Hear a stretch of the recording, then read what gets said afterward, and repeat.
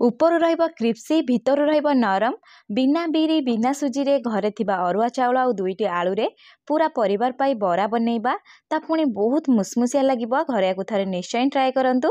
नमस्कार, प्रतिदिन रोसई को आपण मानकु अनेक अनेक स्वागत। आपण मानकु अनुरोध रहिला जदि चैनल को सब्सक्राइब करनांती प्लीज गोटे सब्सक्राइब करनेबे। वीडियो ती किछि पार्ट पसंद आसीबो प्लीज गोटे लाइक करिवे। एई मुसमुसिया चाउल बरा बनैया पई मु प्रथमे गोटे बाउल नेची। बाउल रे मटी कोन करबना गोटे कप अरुआ चाउल यूज करबा। उष्ण चाउल टी देबेनी, अरुआ चाउल ही बनैबे। उष्ण चाउल रे बनैले आपण एठी आलू को स्किप करि परिबे। एबे हम याकू 2 रु 3 थर भल से चाउल को धोई नबा। धोई सारला परे देखि पारुथिबे चाउल को हम एबे कोन करबा ना पाखा पाखी 6 रु 7 घंटा पई कवर कर नबा। कवर करिकि सोका पई छाडी दबा। 6 रु 7 घंटा एठी हेई गलानी। मु एबे कवर काढी नउची। चाउल को एमती हाथ रे धरिबे, जदि भांगी जिवो ताले जाने जे चाउल आपण को पूरा परफेक्ट बतुरीची। एबे हमें चाउल को 2 रु 3 थर आउ थरे धोई नबा, गोटे साइड रखि नबा। जेहेतु मु आपण को आगुरु कहिथिली मु एठी चाउल आ आलू रे बरा बनैबी, सेठी पई एठी 2टी सिझा आलू नेची। सिझा आलू को आपण चाहिले एमती ग्रेट करिकरी चाउल रे बाटिकी नै परिबे। नहले आपण जदि चाहुचंती एका संगे चाउल आ आलू को ग्राइंडिंग करिवे, सेthi पई कोन करे ना आलू के एपरी खंड खंड हाथ रे एमती भांगी गिर मध्य चाउल सहित ग्राइंडिंग करी यूज करि परिबे। जदि आपण ग्रेट करिवे ताले बटा चाउल रे आकु भल से गोळै नेबे। एबे हमें चलंतु चाउल को भल से ग्राइंडिंग करिबा। सेति पई मिठी कोन करछि ना गोटे मिक्सिंग जार नेछि। जार आपण कोन करे ना अल्प चाउल देबे, तापर अधा आलू को एठी हमें देई दबा। आलू को देई सारला परे चाउल ग्राइंडिंग हबा पई एठी हमें कोन करे ना 3 रु 4 चम्मच पानी दबा। पानी देई सारला परे आकु हमें कोन करे ना पूरा फाइनली पेस्ट बनै नबा। देखि पारुथिबे मेठी चाउल को बाटी आनिची। आ कलर देखंतु जेहेतु हमें आलू एठी यूज करछे टिके व्हाइट व्हाइट कलर आसीची। एबे सबु चाउल बटा को कोन करे ना गोटे बाउल को ट्रांसफर कर नबा। जेहेतु हमें एठी चाउल बटा को भल से हाथ रे फेंटीबा, सेति पई कोन करे ना सबु बेले गोटे बड़ जगह ही यूज करिवे। एठी आ गोटे कथा सबु बेले मने रखिथिबे अधिका पानी देकी ग्राइंडिंग करिवेनी। जदि अधिका पानी देई ग्राइंडिंग करिवे ताले बराटा हमर पूरा परफेक्ट बनिबनी। सेति पई सबु बेले चेष्टा करिए कम पानी देई ग्राइंडिंग करिया पई।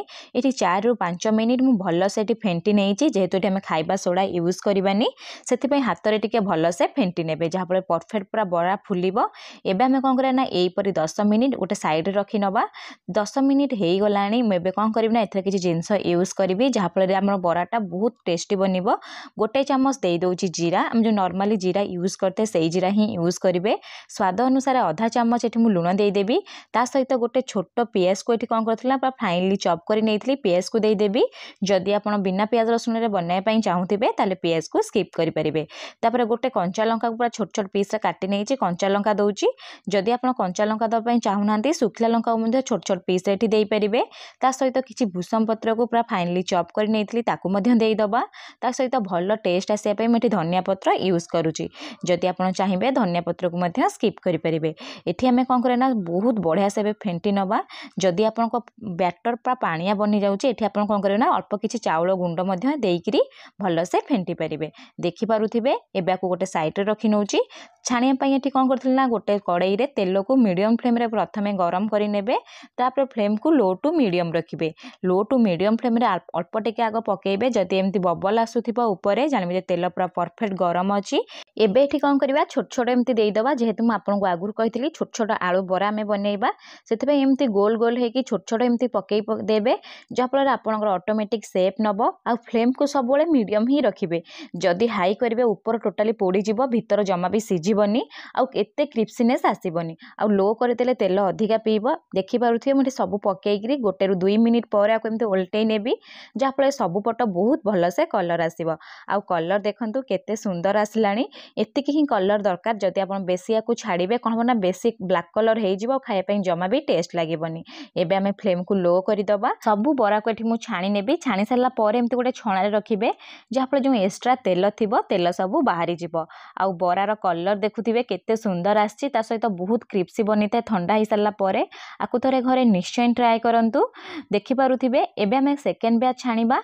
सेकंड बैच छाणीबा पूर्व तेल को टिके भल से गरम करि नेबे। आगो प्रोसेस हिसाब रे सबु बरा को देई देबे। देई सारला परे मीडियम फ्लेम रे सबु को छाणी नेबे।